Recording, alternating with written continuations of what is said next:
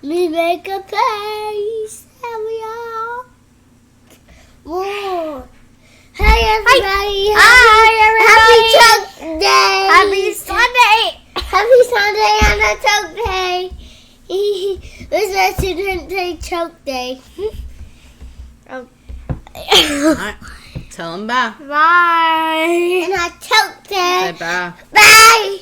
Who just say that cat stole to Harry Potter? They don't have a favorite character to Harry Potter. It's Dobby. It's Dobby. Is it Dobby? Oh, Harry Potter. Or Harry Hermione? Potter or Hermione. Ron Weasley. Ron Weasley. It's Harry Potter. Okay. Daddy got me Harry Weasley. Daddy got me. Daddy's in the back. Go see Dad. Daddy got my Luigi gummy. Yes. Do you have his Luigi gummies? Okay. Alright. Now that I got the kids situated, we are going to continue. We're still looking at the crucifixion of Jesus. This week we're talking about Judas Iscariot, and he kind of gets a bad rap. We all know that he is the one who betrayed Jesus. Jesus said someone would betray him with a kiss. It was Judas. We know Judas got money for turning Jesus in, but we know in the end he ended up not keeping that money. He threw it back on the floor and realized he committed the what he thought was the ultimate sin. So that is what we're going to look at today. So I want to start off by reading again in our book, or my book that we're using. And it starts off and it says, Judas's job had been to lead the chief priests and officers to Jesus when he was away from the crowds. Because of his popularity, this was the only way they could take Jesus into custody. Now that the deed was done, Judas's emotions surprised him. He had expected guilt, but this was different. Judas had felt guilty before. This was grief, like his heart had ruptured and was leaking into his guts. The kiss was too much. Why had he chosen so cruel a sign? Earlier that night at supper, Jesus warned him, but Judas wouldn't allow himself to listen. He kept telling himself to think about the money. Now the words haunted him like a ghost. Not all of you are clean. He who ate my bread has lifted his heel against me. Truly, truly, I say to you, one of you will betray me. What are you going to do? What you are going to do quickly. Woe to the man by whom the Son of Man is betrayed. Judas took foreboding strides away from his fellow conspirators. The money no longer mattered. He had cast it onto the floor. What good is money when you have betrayed the only innocent man who had ever lived? Disgusted with himself, the son of perdition finished one dark deed and put his hands to another. This would be his last. So, that is the viewpoint from Judas. He did something wrong. He thought it was unforgivable. He realized what he did when it was too late, and he killed himself. He went and hung himself. He thought he could never be forgiven. So when we read this account of Judas, and when we look at the whole story, we need to remember two things. First, we need to remember he was an apostle. He was one of the chosen 12. In Luke 6:12-16, it says, in these days he went out to the mountain to pray, and all night he continued in prayer to God. And when day came, he called his disciples and chose from them 12 whom he named apostles.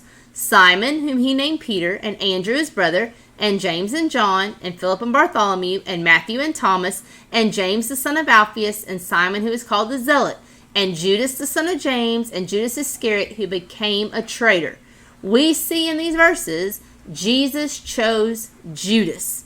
He chose him after the night of prayer, in the midst of choosing the other 11. He handpicked Judas. Even though he knew Judas was going to betray him, he still handpicked him. He still saw good in Judas. He still needed Judas.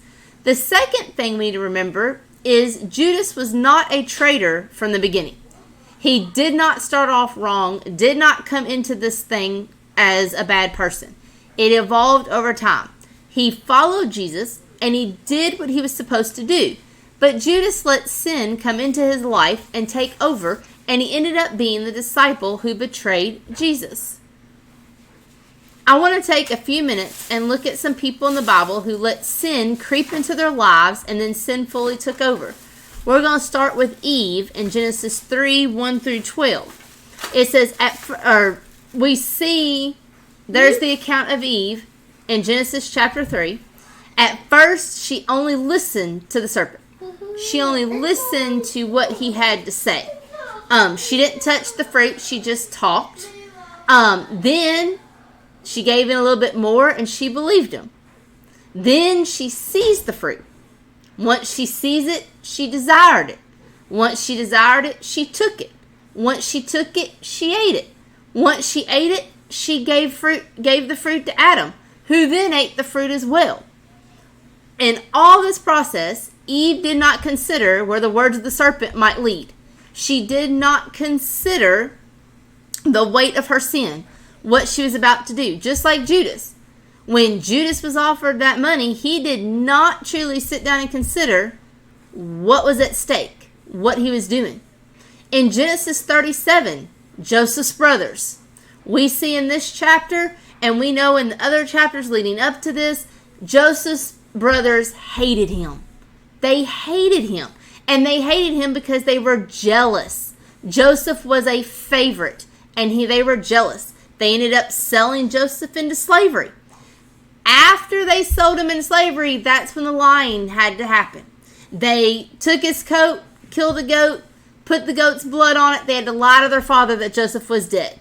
Well, that lie went into another lie, into another lie, and into another lie. Again, a little sin, jealousy, turned into them wanting to kill their brother, ended up selling their brother. 2 Samuel chapters 11 and 12. We talked about this a couple weeks ago. The sin of David and Bathsheba.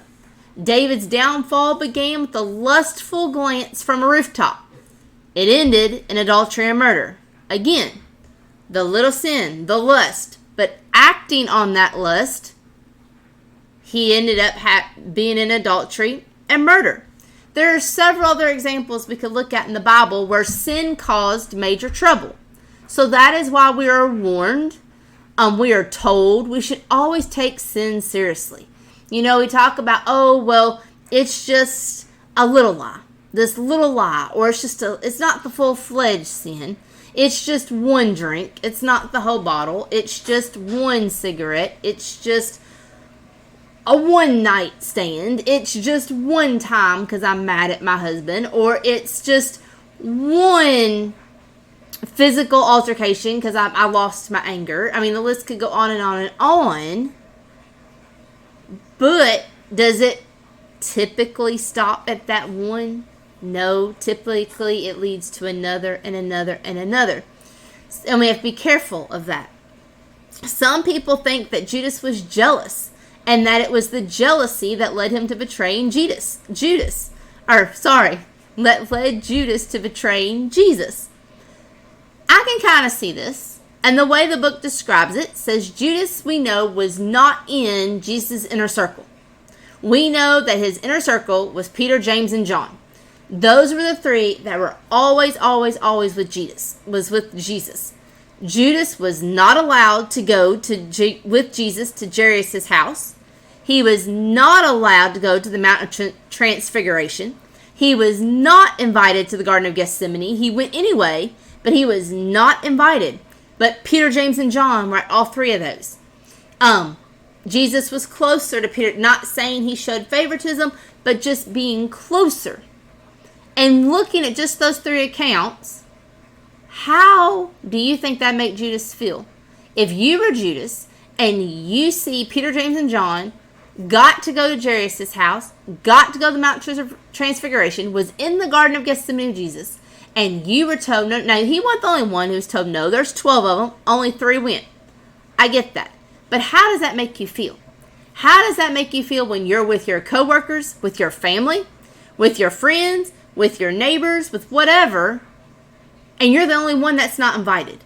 Or you're the only one that is not included? I think I've told you all this before. Our neighbors are really good. But on the 4th of July especially, they go and they buy fireworks for our whole street. And they go and they knock on every door. and they say, hey, we're going to set fireworks off at such and such time. Please come out and watch us. We're going to set it up at this place. We're going to do this. And and they clean it all up. How would we feel if I walked out of my house at 9:30 on July 4th, every one of my neighbors on the street are out there watching fireworks, but we didn't get that knock on the door? It makes you feel kind of left out, right? And I know that's a petty example, but we see it. There's bigger things. I saw it in the workplace all the time. When I worked at the bank, when I worked at the dentist office, so-and-so went out to eat with the boss, or the hygienist went out together, or the secretaries went out together, or the tellers were closer to each other than whoever. It's everywhere. It's everywhere. It's even in the church.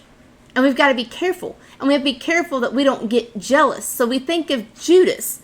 And Judas sees Peter, James, and John everywhere, and he might have been jealous.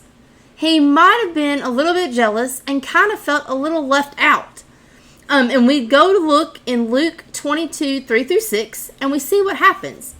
It says, then Satan entered into Judas called Iscariot, who is one of the number of the 12. He went away and conferred with the chief priests and officers how he might betray him to them. And they were glad and agreed to give him money. So he consented and sought an opportunity to betray him to them in the absence of the crowd. So we see here, Judas did not turn Jesus over during the day. Why? Why did we do it at night? He didn't want to be seen. He did not want to be seen. He kind of knew what he was doing was wrong. He was getting the suspicion it was wrong. But also, there's a bunch of people around. If you want to do something bad to somebody, you're not going to do it when they're with all their friends. I mean, you'd be kind of stupid if you wanted to come hurt me, you wanted to come kill me, but I'm walking with 10 of my friends and you're the only one there. You're kind of outnumbered, aren't you? So he waited until nighttime when Jesus was alone. After Judas had handed Jesus over, he collected his money, and as soon as he did, he knew what he had done was not right. It was like the light bulb went off. It was like, hey, I did something really, really wrong. So we're going to go to Matthew 27, 3-5.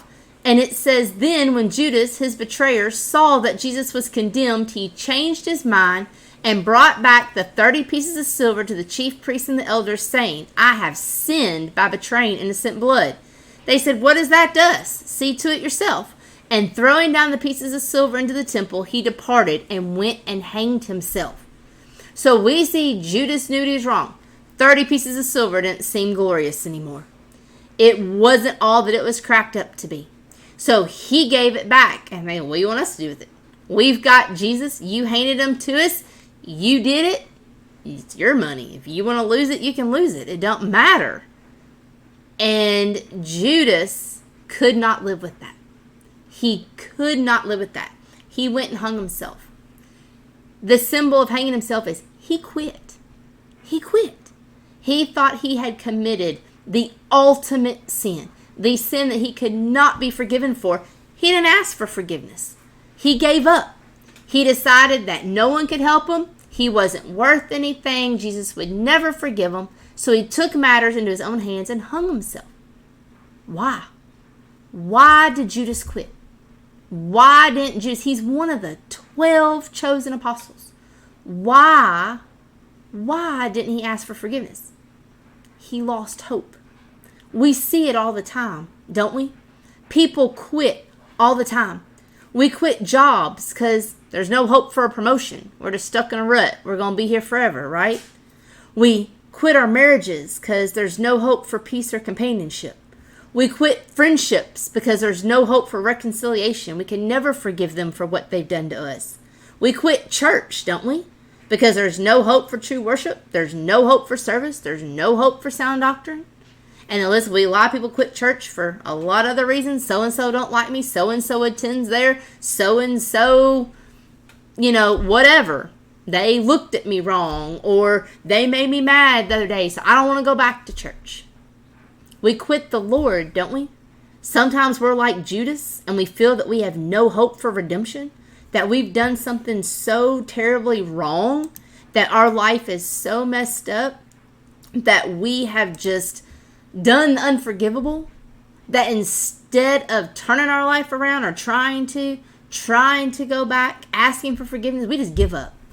I'm just going to quit church. It don't matter. I've sinned. God's never forgiven me. I don't need church. I don't need my Bible. I don't need Bible class. Whatever. We're just not going to go because we don't need it. We got to remember, when we feel like that, when we want to give up, when we want to quit our job, our marriage, our friendships, or whatever, fill in the blank, Hebrews 13:5-6 says, God never fails us. It's hard to believe when we're in those situations. It's hard to trust that because we're human, but God never fails us. And the most important thing to take away from this devotional is don't be like Judas. Don't be like Judas and take matters into your own hands.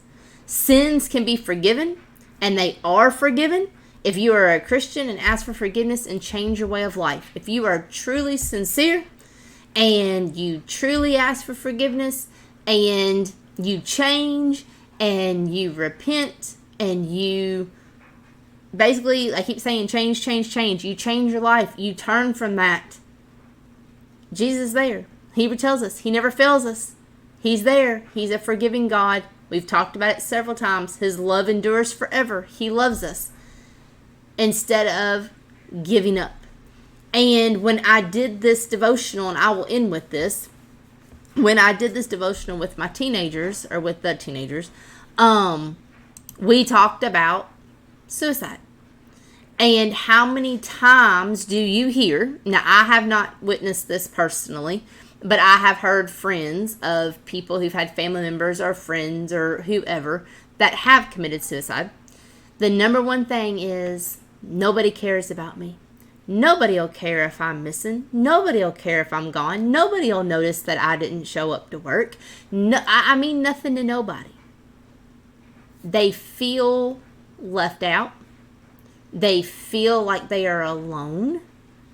Just like Judas. Just like Judas. He was alone. He betrayed Jesus. The perfect person. And Judas was the one who betrayed him. And he couldn't live with that. So he decided he was going to end his life. That he was better off not being on this earth. We've got to remember that. And that's the big point for me and Judas is, number one, the jealousy. Number two, sometimes it's too easy to quit. We've made it so easy to quit things when things get tough. It's easier to say, okay, I'm done, and move on and do it again, So don't quit. Don't give up on things. And then thirdly, don't take matters in your own hands. That never turns out right. Don't ever feel like you have done the unforgivable or that you are better off not here. We all have a time. We all know that death is coming, but let Jesus decide when that time is. Don't take it into your own hands like Judas and feel like you just can't be here anymore. So I hope you all have enjoyed this lesson. Next week we are talking about the Jewish leaders. They're the next ones that played a super important role since they're the ones who actually decided to kill Jesus, that actually made it happen. So we will talk about that next week. I hope everyone has a great week. And as always, thank you for listening, and I will see you all here next week.